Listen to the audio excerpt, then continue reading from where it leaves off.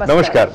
भारत चिंतन, भारत वंदन, इस कार्यक्रम में आपका स्वागत है। मैं हूँ गीता सेठिया और मैं अशोक व्यास। अशोक जी, भारत चिंतन में क्या हम भारत की संस्कृति की महिमा पर ही चिंतन करें या आज की परिस्थितियों पर भी ध्यान दें? गीता जी, वर्तमान से अगर हम मुंह मोड़ लेंगे और अतीत के गौरव में ही डूबे रहेंगे तो हमारा भविष्य भी उज्जवल नहीं हो पाएगा। अच्छा बताइए, आपको भारत से जुड़कर सबसे अधिक चिंताजनक क्या बात लगती है? गीता जी, चिंता वाली बातें तो बहुत सारी हैं, पर मुझे लगता है सबके मूल में बात यह है कि हम अपने राष्ट्रीय वाक्य सत्यमेव जयते का पालन नहीं कर पा रहे हैं। पर अशोक जी, सत्य की हमेशा विजय होती भी तो नहीं है। जब हम ये कहते हैं कि सत्य की विजय नहीं होती है हमेशा, तो सत्य क्या है गीता जी? भारत चिंतन के लिए इस पर भी चिंतन करना आवश्यक है। देखिए, मुझे तो लगता है मैं सत्य हूँ, और क्या? फिर प्रश्न ये होगा कि ये मैं है क्या? अब अशोक जी, मैं के प्रश्न को लेकर तो फिर से हम दार्शनिक भूल भुलैया में ही प्रवेश कर जाएंगे। दर्शन के बिना जीवन को समझा तो नहीं जा सकता, और मुझे लगता है भारत के मूल स्वर में जीवन का दर्शन बैठा हुआ है। पर जब सत्य भूख हो तो फिर दर्शन के बारे में कैसे सोचा जा सकता है? ये भी ठीक है, कहा गया भूखे भजन न होए गोपाला। पर भूख कई तरह की होती है गीता जी। एक पेट की भूख है, एक मन की, और मन के साथ शांति का प्रश्न भी सहज ही जुड़ा हुआ है। शांति और भाईचारे का संदेश देने वाला साहसी भी होना चाहिए। ठीक है, आपने कर्म करने और अपने हितों की सुरक्षा के लिए संघर्ष करने का संदेश भी भारत की माटी में घुला मिला है। संघर्ष करने के लिए हमें अपने आराम का त्याग करने के लिए भी तैयार होना चाहिए। जब लक्ष्य स्पष्ट हो तो आराम का त्याग अपने आप ही हो जाता है। अच्छी अच्छी बातों को रसमय ढंग से जागृत रखने के क्रम के लिए ही भारतीय कलाओं का विकास हुआ। आइए अब चलते हैं हिंदू टेम्पल ऑडिटोरियम, देखते हैं शांति का संदेश देने वाली रचना पर पंडित सत्यनारायण चरखा द्वारा संरचित ये समूह नृत्य।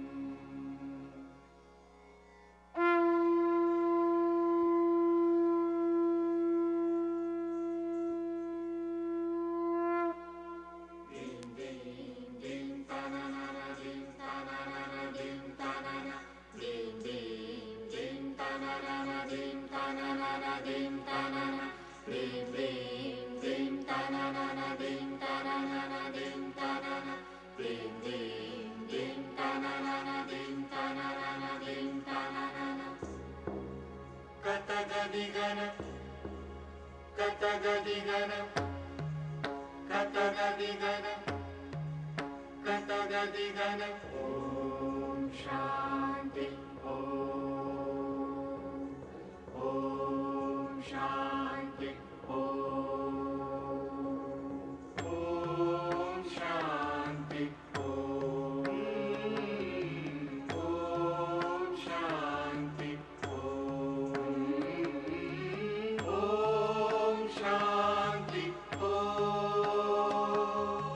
ओम शांति ओम शांति ओम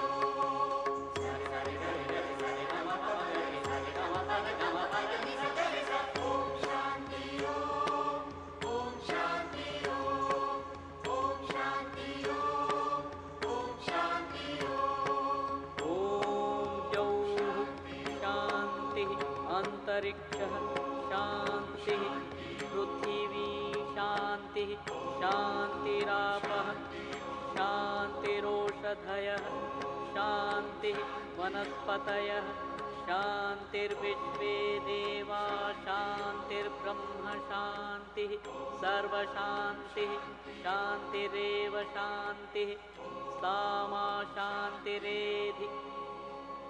गीता जी, शांति के बिना मनुष्य का समग्र विकास हो ही नहीं सकता। पर इतिहास साक्षी है अशोक जी, अशांति और संघर्ष की कोख से भी विकास का मार्ग प्रशस्त होता है। ठीक कह रही हैं आप। चुनौतियों के दबाव में हम अपनी क्षमताओं का दोहन करने के लिए प्रेरित होते हैं, ठीक है, पर आंतरिक शांति के बिना अगर विपरीत परिस्थितियां होती हैं तो हम अपना निर्माण करने की बजाय कई बार अपने आप को नष्ट भी कर सकते हैं। ठीक कहा अशोक जी। भारत में इन दिनों जो खबरें आ रही हैं उनमें महिलाओं के साथ हो रहे अमानवीय व्यवहार की प्रधानता है। ये निश्चित रूप से हमारे लिए चिंता और शर्म की बात है और इस स्थिति को बदलना हमारे लिए एक चुनौती है। ऐसा लगता है भारत में महिलाओं के विकसित होने के लिए पर्याप्त अवसर नहीं है। ऐसा तब लग सकता है जब हम पूरी तरह से भारतीय महिलाओं के विकास को अनदेखा करते हुए ये भी भुला दें कि हाल ही में भारत के राष्ट्रपति पद के ऊपर भी एक महिला आसीन थी। भारत के एक बड़े राजनीतिक दल की अध्यक्षा भी महिला हैं और भारतीय महिलाओं ने हर क्षेत्र में प्रगति की है। और हाँ, संयुक्त राष्ट्र संघ के नारी संबंधी विभाग का संचालन करने का उत्तरदायित्व भी निभा रही है एक भारतीय महिला जिनका नाम लक्ष्मी पुरी जी है। तो आइए देखें परमानेंट मिशन ऑफ इंडिया में लक्ष्मी पुरी जी से हुई एक मुलाकात का ये अंश।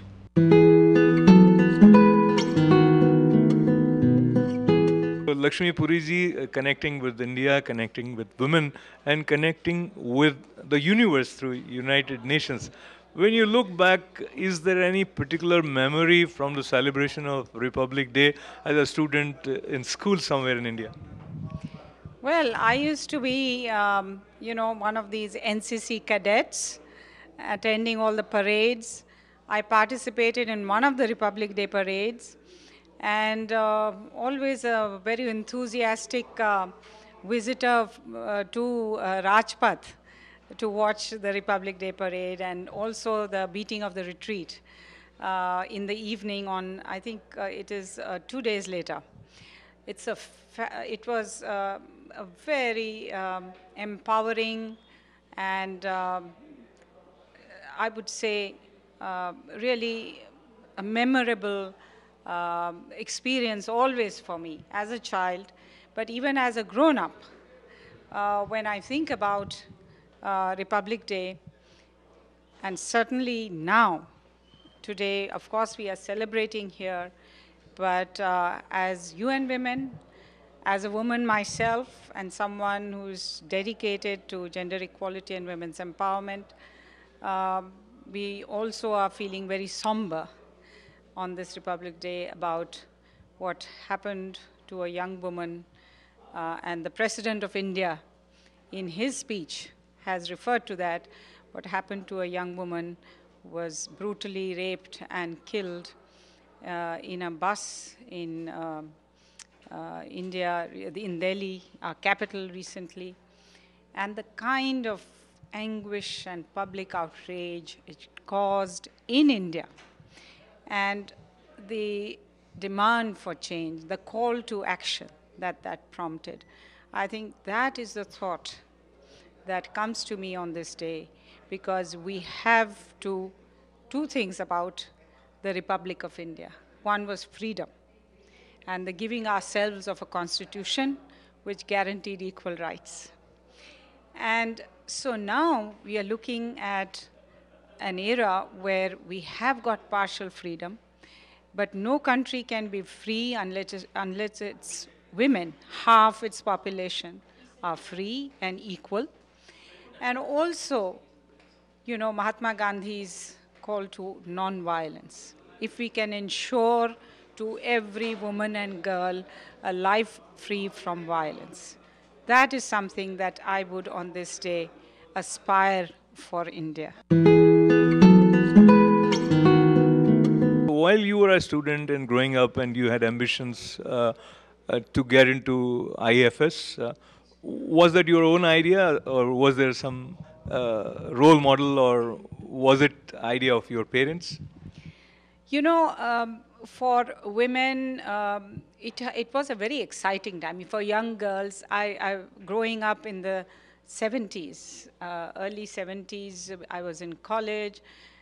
It was a great opening up of the world and the horizons. Of course, at that time, we did not have as many professional opportunities and avenues as we have today. So government service was the premium opportunity or avenue that we all sought as young women, or doctors, and then also management.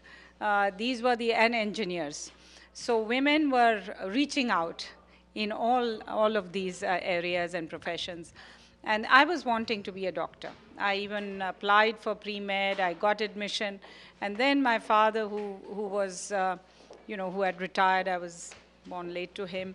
So he persuaded me to instead, diverted me from this career to one in the civil services. So I stood for the exams, and then I qualified for the Foreign Service, and I've not looked back. And I thank him for leading me to this wonderful journey where I was with the Indian Foreign Service for 28 years, and I had tremendous opportunity to span the world, to contribute to furthering India's national interest, and also getting to know the world and to learn so much.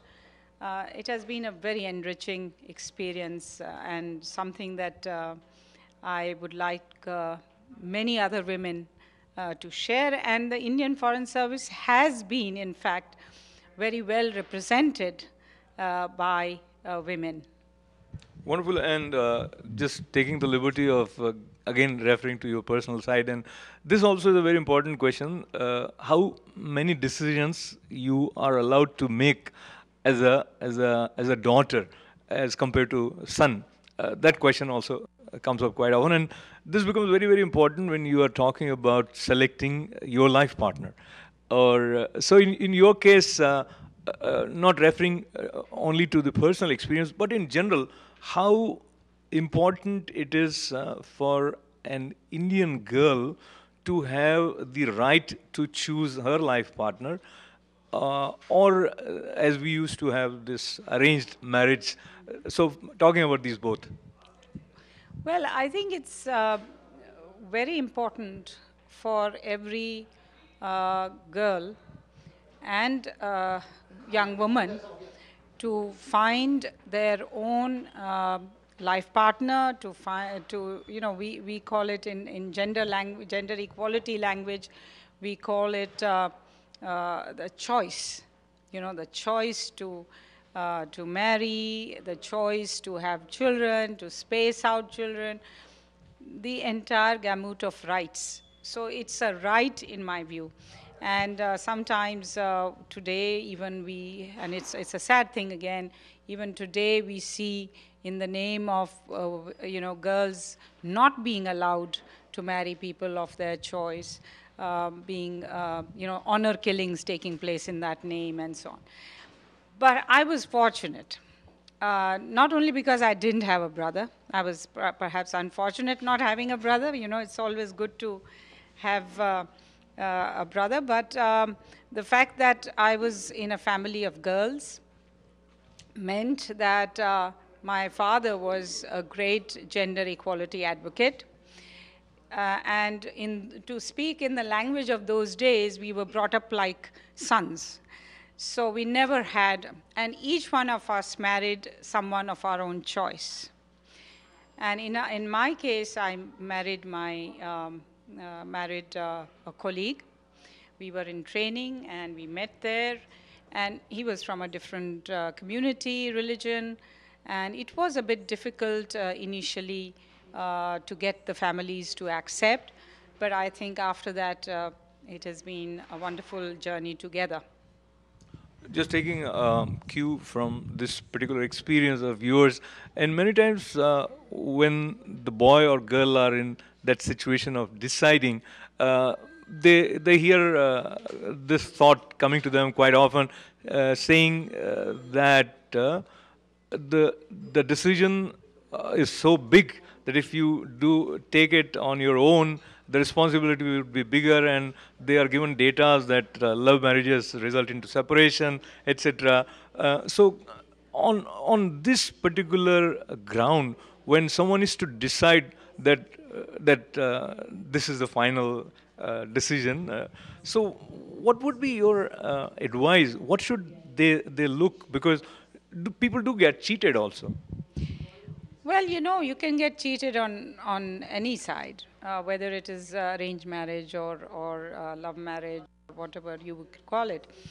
Um, in the West now, and even in India now, many people have a live-in relationship for a year or two to try each other out, and then take that step. So that is one. But certainly, I would say that there is no generalization that you can make about either. And I would say, in our personal case, the very fact that we made that choice on our own, we were determined to make it work. The responsibility was on us to make it work. We couldn't blame anybody else if it didn't work.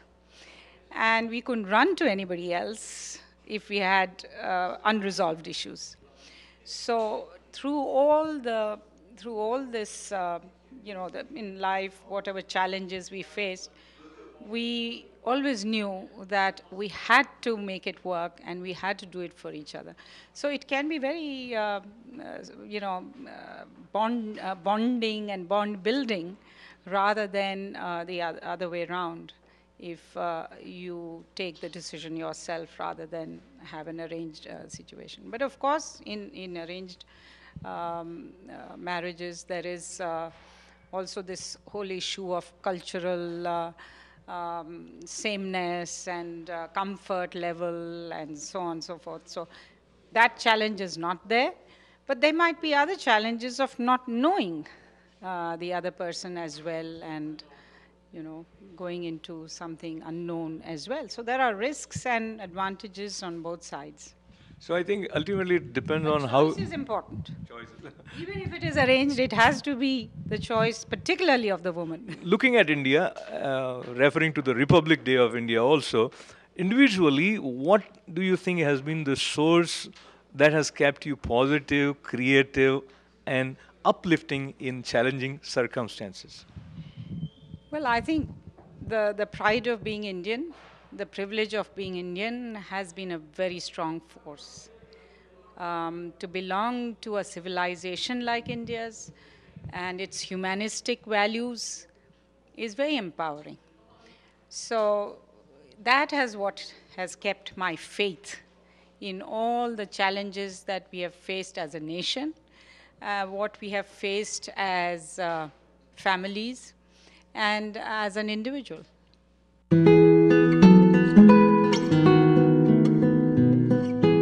Our sages have connected us with the spirit of India.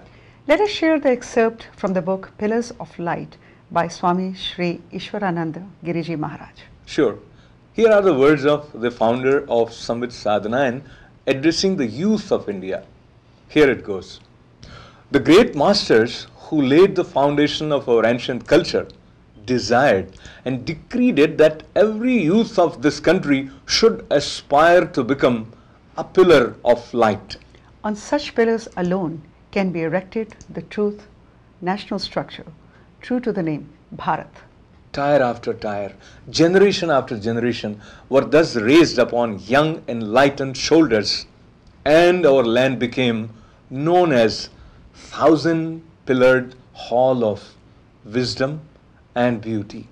Our culture, with its Vedantic message of liberation for all, here and now, established itself the world over, like a banyan tree that creates fresh young trunks to support spreading branches. Then, for reasons hidden deep in the cycles of cosmic history, the columns gave way and the shrine walls crumbled. The shoots ceased to sprout from the branches, and the banyan was stagnant and still. We were conquered and enslaved, but we didn't die.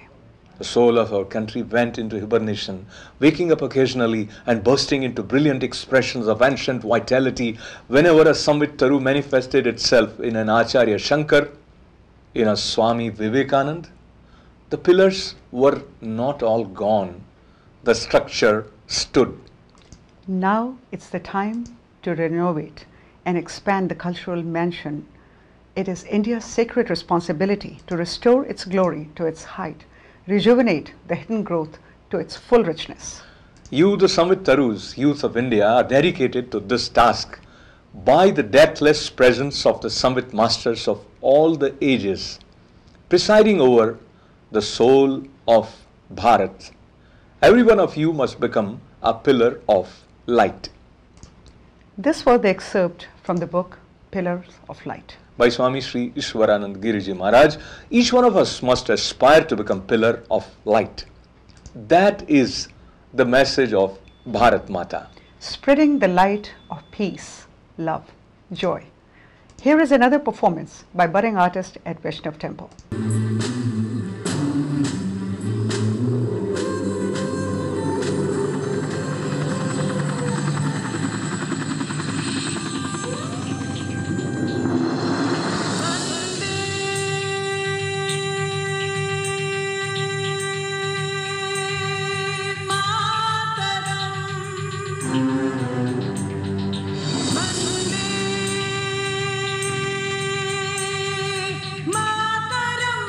और अब आज का ये विशेष भारत चिंतन, भारत वंदन कार्यक्रम समाप्त करने का वक्त। भारत मानव की जय यात्रा का गान है। भारत एकता और शांति का आह्वान है। भारत को पहचानने के क्रम में हमें मिल जाती अपनी सच्ची पहचान है। सत्यमेव जयते। सत्यमेव जयते। जय हिंद। आभार के साथ आप सबको नमन। संपन्न होता है भारत चिंतन, भारत वंदन का ये क्रम। अशोक व्यास और गीता सेतिया को अनुमति दें। नमस्कार।